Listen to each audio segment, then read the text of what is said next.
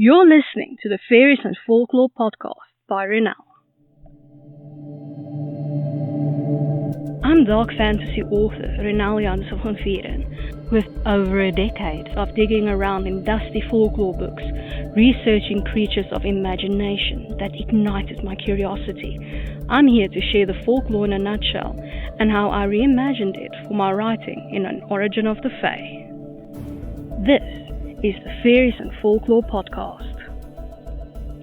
Hi, I'm your host Ronel Janse van Vuuren. You can just call me Ronel. In today's episode, we're continuing our exploration of the Fae realm. This episode is brought to you by my Dark Court Sisters book series, available in ebook, paperback, and audiobook. 3 sisters, 3 destinies, 3 ways to destroy the world. Go to ronelthemythmaker.com/Dark Court Sisters series for more. You can now support my time in producing the podcast, researching, writing, and everything else involved by buying me a coffee. This can be a once-off thing, or you can buy me coffee again in the future at your discretion. Go to buymeacoffee.com/Ronel to support me.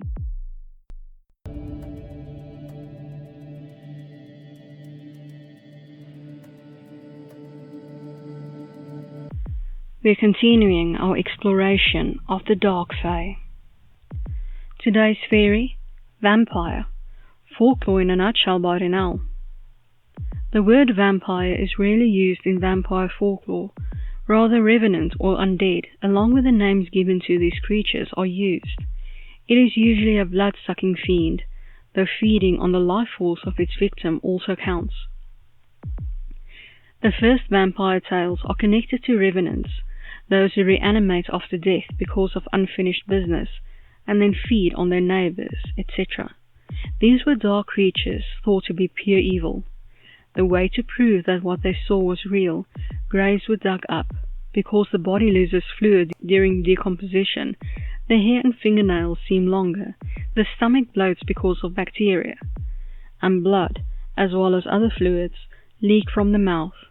This, though, to those who dug up graves, gave credence to the walking dead, as all this seemed to them as proof that the dead person was indeed roaming around and feeding on blood. The way to protect oneself from these creatures, as they were pure evil, was to have religious artifacts upon your person, such as a crucifix or holy water, that burns the vampire much like acid burns the human skin. Garlic and salt were also used to great effect. Garlic, as it repels mosquitoes, another type of vampire, and salt, as it is a pure substance. The way vampires were perceived changed through culture, place, and time to reflect what the community needed protection from the most. For the most part, the vampire in folklore is a glamorous stranger who leads unsuspecting young women to their doom, which is how the vampire is used for social control, especially of young women, to listen to their elders and not run off with handsome strangers. This is just one way that the idea of the vampire shifts to fit the culture and issue of the time. Vampires were also used to describe some real diseases, such as rabies, that causes a person to be sensitive to light. A lot of the time, because vampires appear human and mainly attack humans, it also personifies human violence. Vampire fiction booms in the 1800s, and thereafter, especially after the publication of Stoker's Dracula. Until Interview with the Vampire by Anne Rice in the late 1970s, vampires were as shallow as kiddie pools, and had black hearts to match their dark natures. But since Rice's novel, vampires across fiction started to have proper backstories, live full lives, be tortured by their existence, and fall in love. All these vampires were affected by the sun, usually bursting into flames, and could be killed by decapitation or a wooden stake to the heart.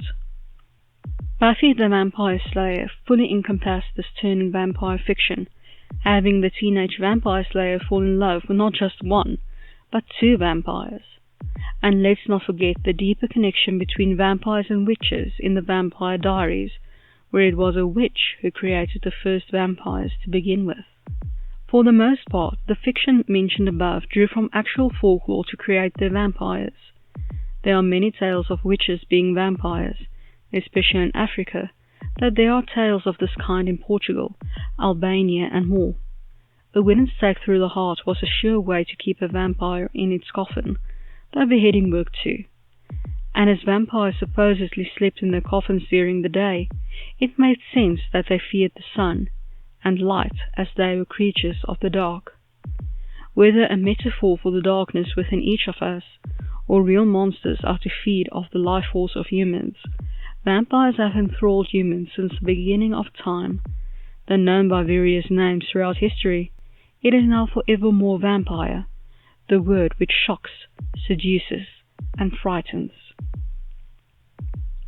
And now for my interpretation of the Fae, in An Origin of the Fae, Vampire.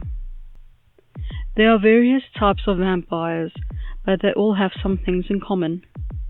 They are dead, or rather undead, burn in the sun despite protective amulets, turn others by giving them blood, and killing them.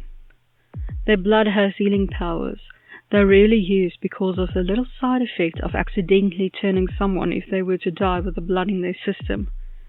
Row of pointed fangs behind regular teeth, like needles more than teeth, though it can be hidden. Red brown eyes, though can look human. Turn instantly to ash in sun without protective amulets.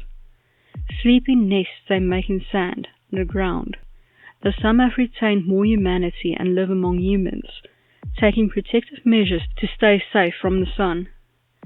Uncontrollable bloodlust.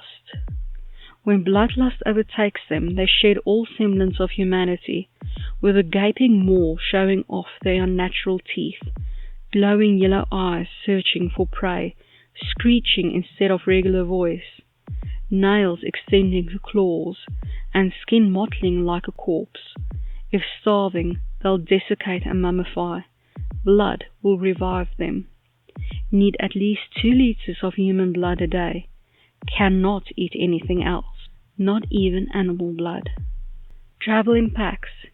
Easier to survive being hunted. Even those who prefer living among humans stay in covens for protection. Unnatural speed, strength, and senses. Can hear and see better than their prey, and they are attractive to their prey. They have an uncomfortable alliance with witches. Mortal enemies, werewolves and ghouls. As a little bonus, let's look at vampire translated to Afrikaans, vampier. I hope that you've enjoyed this episode of the Faeries and Folklore podcast and that you've learned something new about fairy. Remember that you can get a transcript of this episode in the description. If you're new to the podcast, why not go and grab your free copy of Unseen, the second book in the fairy tale series, on my website, ronelthemythmaker.com. Loads of folklore, magic, and danger await. Take care.